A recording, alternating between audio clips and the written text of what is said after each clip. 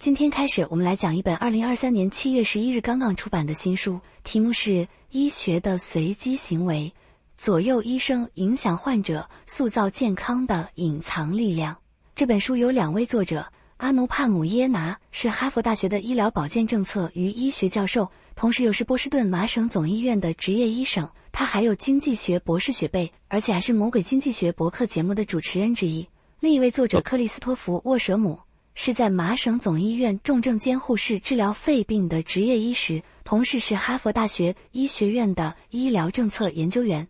这2人都是既在一线治病，又在搞研究，还参加社会活动，既掌握第一手数据，又精通经济学思维，可谓是非常理想的组合。这都是极其聪明而又极其高效能的人。这本书的主题是通过自然实验研究偶然性在医学中扮演的角色。简单说，有些看似非常小的因素对健康有着很大的影响。健康不仅仅是平时注意生活方式，好好锻炼，病了有好的医疗条件那么简单。举一个例子，你说汽车尾气到底有多大的害处？我们知道以前高速公路的收费站都是人工收费，首先司机需要先停车，再交钱，再过路。很多车停在收费站路口就会造成堵车，尾气自然也就多。有人做了这样一个研究，时机是宾夕法尼亚州和新泽西州的2个收费站突然间改成了自动收费，也就是车过收费站不用停也不用减速，直接开过去，系统自动计费，这样收费站就不堵车了，尾气排放自然会减少。那么请问，这个尾气排放的变化对收费站附近的居民的健康有什么影响？研究者发现，在自动收费系统推出之后，这2个地方出生婴儿的平均早产率下降，平均体重增加了。你看，这仅仅是因为把收费站把手动收费改成了自动收费。当然，你必须非常小心才能得出这样的结论，你得排除别的可能因素，比如说是不是收费站不堵车之后，一些更注重健康的人搬到了这里，从而导致整个地区的平均健康水平提高了呢？研究者调查了附近的生育女性，发现她们的受教育程度、种族、是否是少女怀孕以及是否吸烟等等因素都没有变化，当地的房价也没有变化，唯一的变化就是空气污染减少了。那里本来就靠近高速公路，本来尾气就多，可是仅仅因为收费站减少了堵车，就对当地新生儿的健康产生了显著的影响。还有一个研究，空气污染对老年人的影响特别大，但污染程度是可变的，有时候它取决于风往哪里吹。比如附近有一个造成污染的工厂，如果正好赶上风往这边吹，那么这边的老人就会被污染所影响，过2天风向变了就没有影响。那么请问这个效应可以观测吗？是的，可以观测。研究发现，在风往这边吹的日子里，老年病人的死亡率就会提高，反之则下降。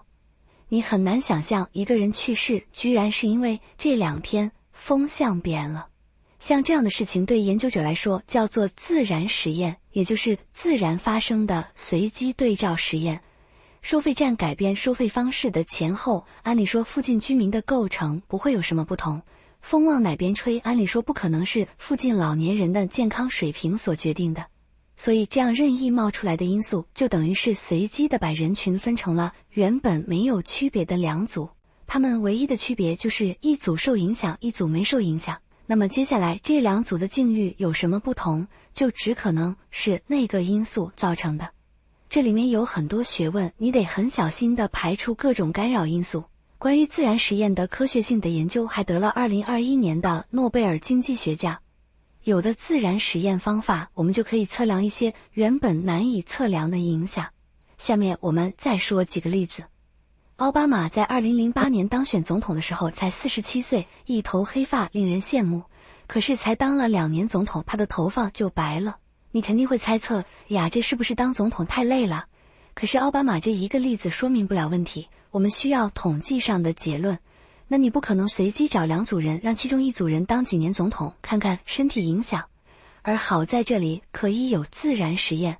这本书的作者耶拿和沃舍姆，他们的办法是把总统当初的竞选对手作为对照组。按理说这2个候选人在医学意义上的各方面情况应该都差不多，尤其选民不可能故意选一个健康状况差的人，所以如果你能证明平均而言当上总统的这个人的寿命比其他跟他竞选但是没选上的那个人的寿命短，那你就证明了当总统对健康不利。耶拿赫沃舍姆考察了从1721年英国首次选举首相开始，到2015年全世界17个民主国家的民选政府的最高领导人，包括总统、总理和首相，把他们和当初和他们竞选的对手进行比较。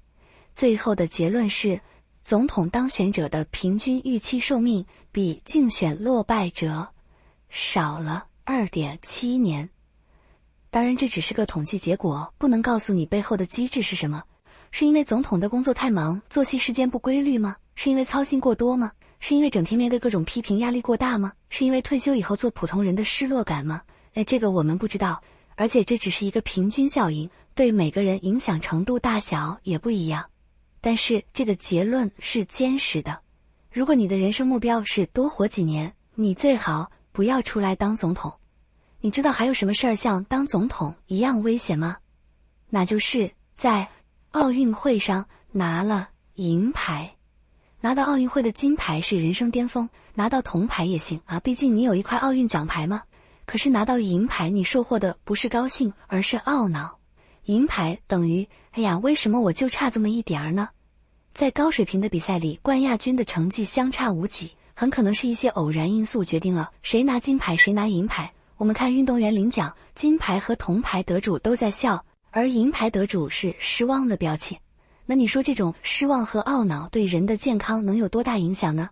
有人调查了1904年到1936年奥运会上的金银铜牌得主的寿命，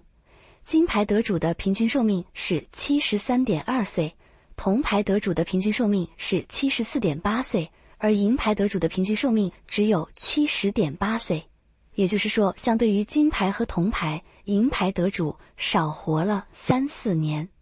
那可真是抱憾终身呐。当然，因为这个研究要等到运动员过完一生，所以统计的都是早期的运动员。现代运动员比赛多，运动寿命也长，这一届拿个银牌，也许下一届还能拿金牌，我估计那个遗憾没有那么大。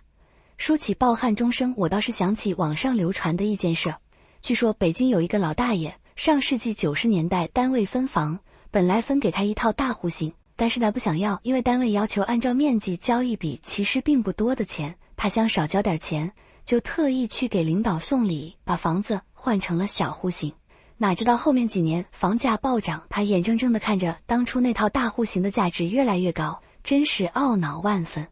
退休之后，老大爷的状况非常不好，有点魔怔了，任何人在他面前绝对不能提房子这2个字。这就已经不能叫抱憾了，应该叫抱恨。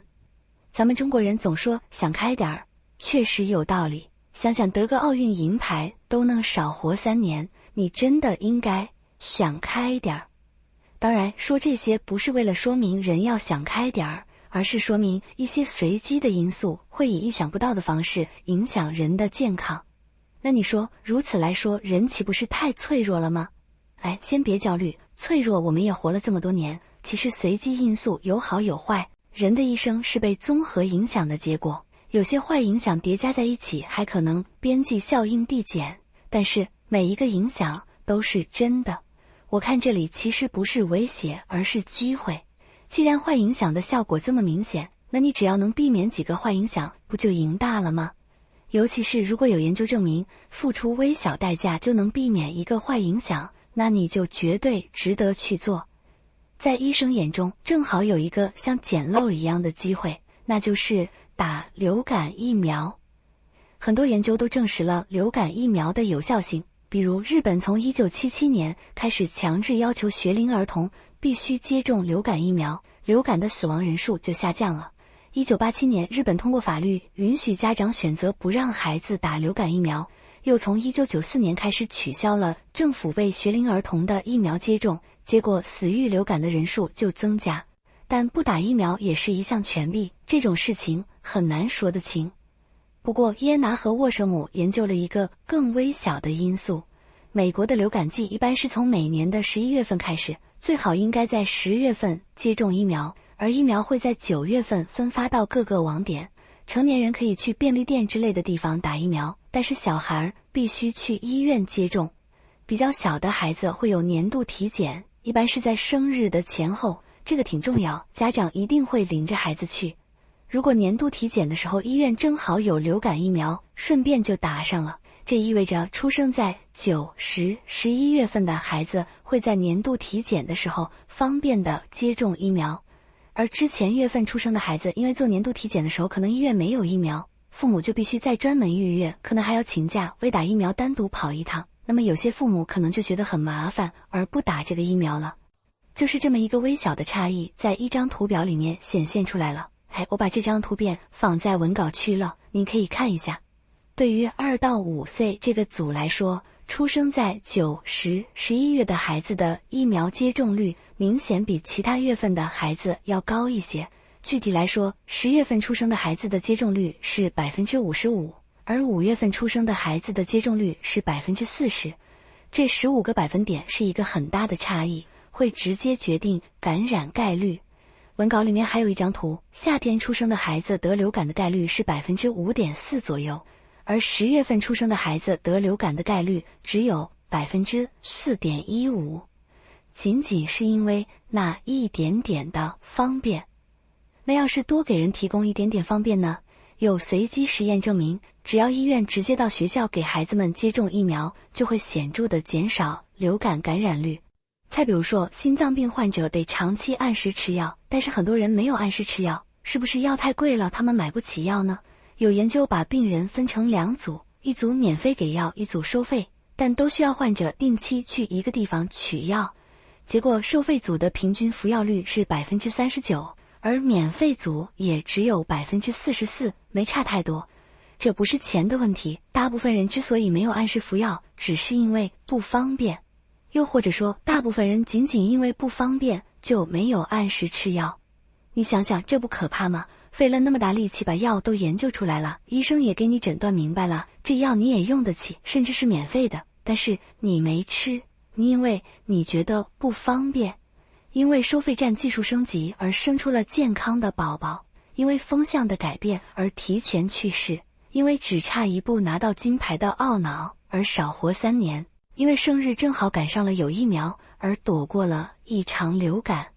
这些事情让医生感到很无奈，医学真不仅仅是治疗问题啊。